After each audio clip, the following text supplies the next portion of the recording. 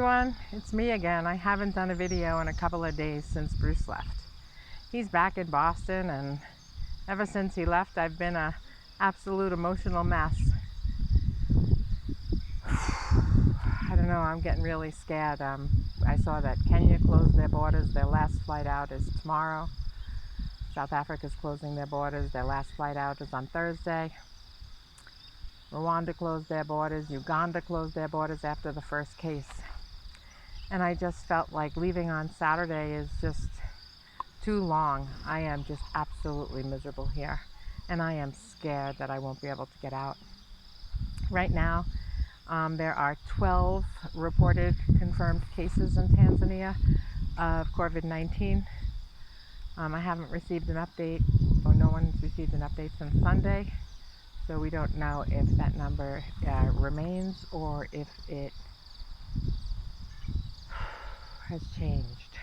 All I know is I keep seeing the numbers in the United States go up, up, up. And I'm getting really worried that the airlines, so I was booked on KLM and Delta, and I got an email last night, the dreaded email, like the fifth one I got, that they canceled the flight from Amsterdam to JFK.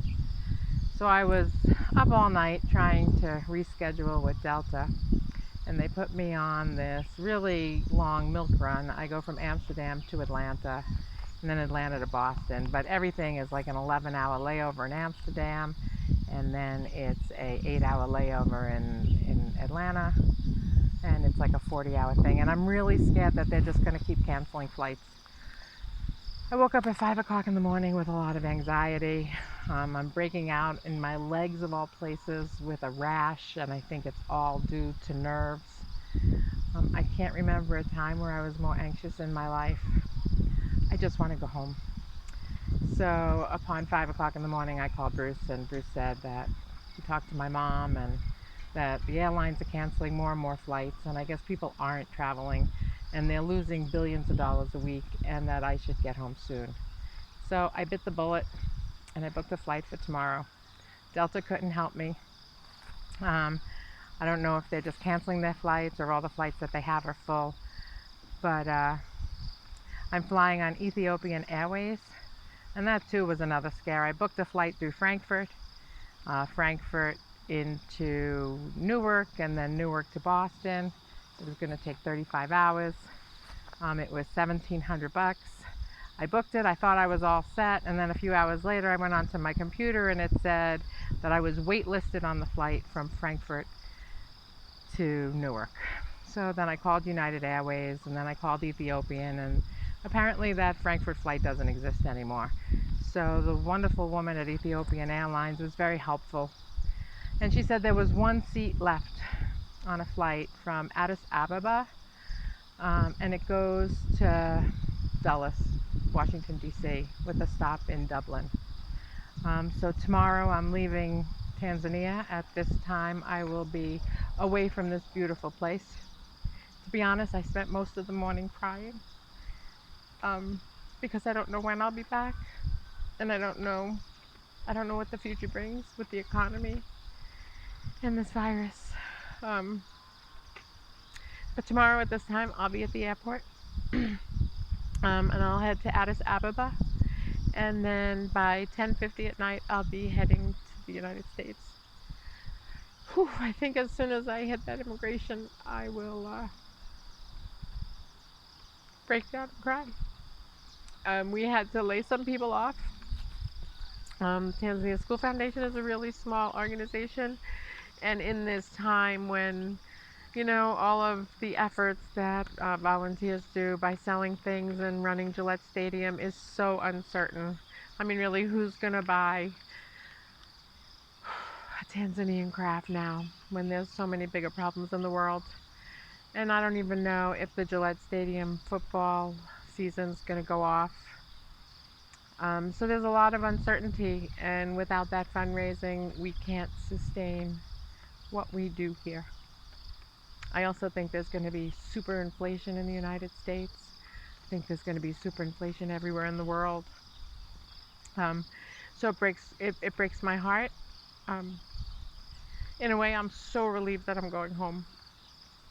And in so many ways, I'm so sad that I'm going home. So, whew.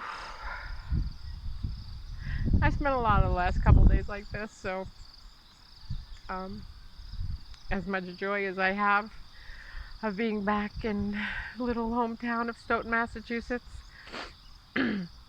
and being away from these people, um, brings me great heartache.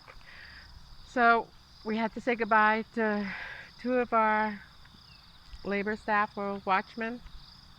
They're Maasai and they're going back to the Maasai village. It's also much safer for them to be in a small village than to be here without their wives and children. Also, our teachers, since school's closed, our teachers are on furlough. And as for our other staff, everyone's pay is going to get reduced. So we have some moving parts. Sam's going to move into the Watchman house with his wife and daughter. And he's going to be our caretaker and keep an eye on things here until things clear up. Eric is going to come a couple of days a week. If things get really bad in Arusha or his wife loses her job, I think they'll move into two of the offices down at the school. And they have bathrooms there, and the Watchman house has a bathroom. And then we finished our container room, and my co-founder Joe, when he's better, he's having some stents put in. When he's recovered, he will probably move into our new container room. And again, there's bathrooms and a lounge there too that he has access to. So everyone would have their own bathrooms. Everyone would have their own private space and yet be on the same compound. Anyway, I just hope I get home okay. I hope that everything here is good. I hope one day that the teachers resume and the students come back to school. And I hope that this nightmare that the whole world is living will come to an end. All right, well, thanks for watching. I will update you from the airport tomorrow night. Thanks for watching, and I'll be in touch.